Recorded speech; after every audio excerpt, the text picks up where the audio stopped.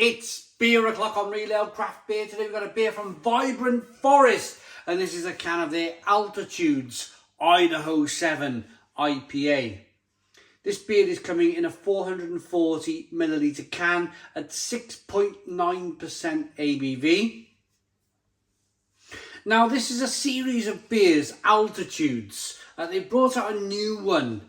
I think it's a Simcoe and Centennial Altitude. So this series of beers is a rolling, seasonal, probably IPA, I imagine,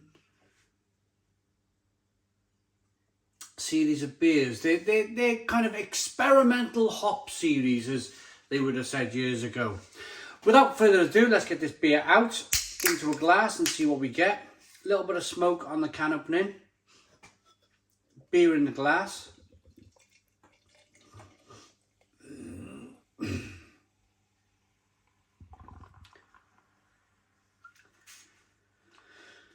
Nice amber coloured beer. It's nice and hazy. Really nice and hazy. Look at this. Have a look at the colour as I add this last drop of beer from the bottom of the can. Give it a good whirl round. Get that sediment up. Look at that. Look at the difference in the colour. And look at the actual sediment. Look at that. Actual can conditioned beer. See, I love that.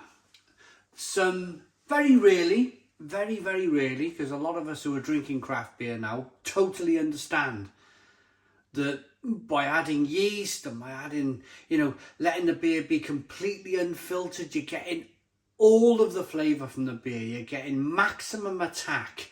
All of that wonderful, beery, wonderful taste that we all know and love.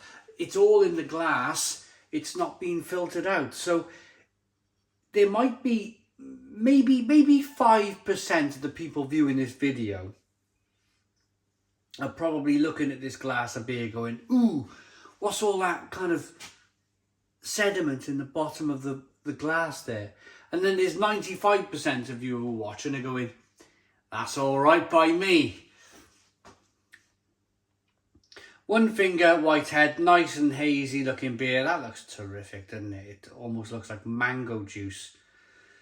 Nice levels of slow moving carbonation. Very thick, hazy looking beer.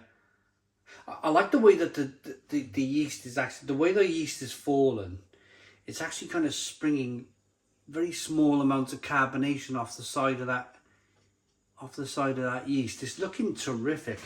Very excited by this one. Let's get the aroma.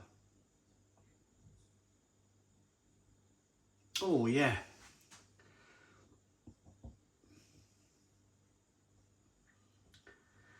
Passion fruit and mango.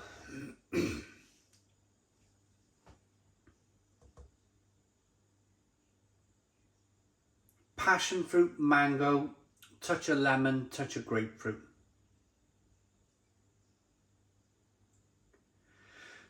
Let's dive in. Cheers, everybody.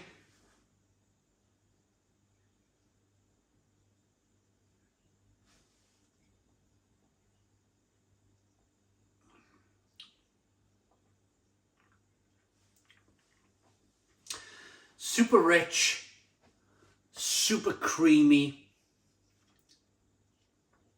super everything really. This is terrific craft beer.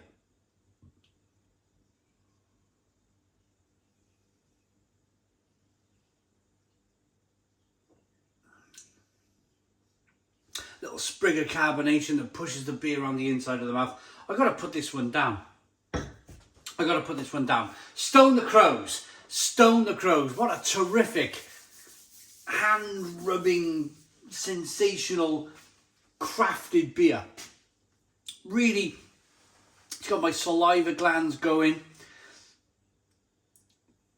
There's a level of sweetness. There's a level of bitterness. Loads of flavour, loads of hop flavour coming through. Passion fruit, mango, grapefruit, orange peel, fleshy blood orange. I believe they've treated the water. The water is very soft. I use the word creamy and rich. They may have used a lot of oat in the beer.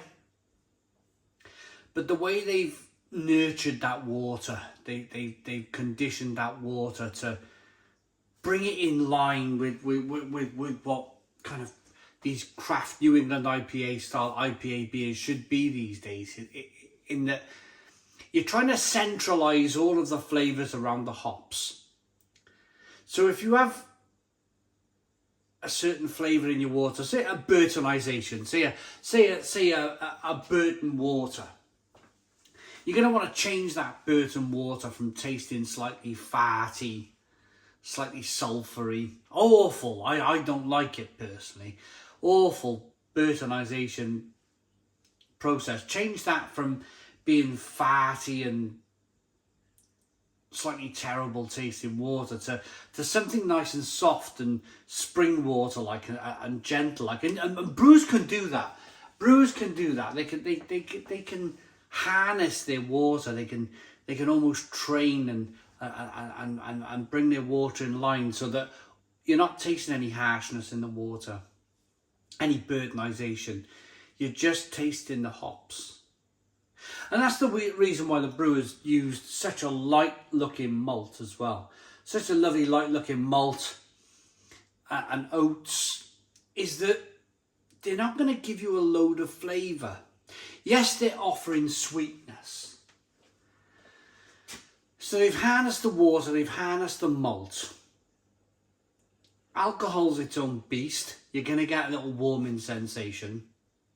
But all you're really getting here is a mouthful of hops. And you're either going to love that.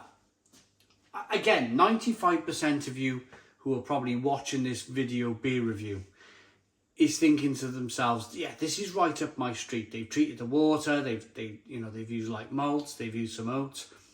This is going to be a good IPA. And the fact that hops are expensive these days. Idaho 7, it's a really decent hop. Mango, passion fruit, grapefruit.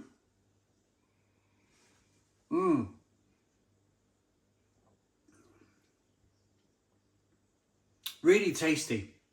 But then there's a slight bitterness, which I also like. I also like the fact that this brewer, Vibrant Forest, have kind of donned their cap a little bit to traditional IPA brewing, where these beers, when they went to India, the IPA style, they would have been bitter. They would have definitely been bitter because the hops went into the beer for flavour. And of course, they went in there to preserve the beer going into a hot country. It's good. It's really, really good. It's great quality beer. Vibrant Forest, where are they from, first and foremost? Oh, they're from Hampshire. Yeah, all right. Hardly in Hampshire. I was down that way on the weekend. I was down in Wiltshire. And it's strange because we drive from South Wales down to Salisbury in Wiltshire. And for a brief moment, you go from Wiltshire into Hampshire and then you go back into Wiltshire. Yeah, it's a... Where was it to? I don't know. I just drive the car. I mean, my wife's like, yeah, turn left. Yeah, she's from Wiltshire. Turn left, turn right. She directs me right the way down here. But for a brief 2 minutes, we're actually in Hampshire. So I was in Hampshire just 2 days ago, but very briefly driving through.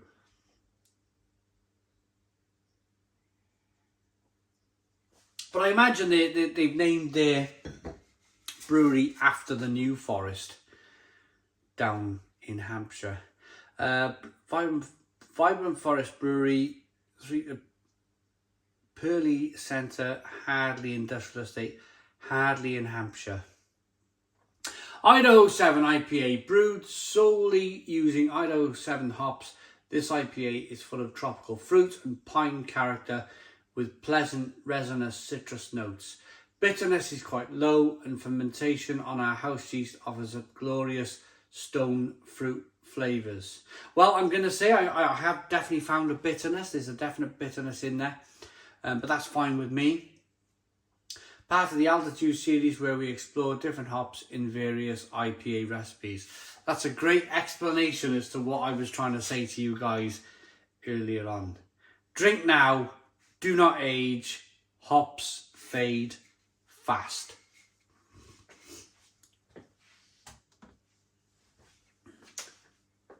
Yeah, I like this. Vibrant Forest Altitudes. I'm going to rate it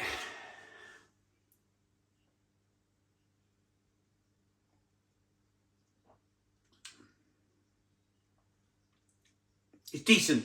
It's really decent. I like enough to give it a Stone the Crows 9 out of 10. So 9 out of 10 from Real Ale Craft Beer. Please put your comments in the comments box. Subscribe to our daily beer and food reviews. Give us a big fat thumbs up. Boom! Cheers.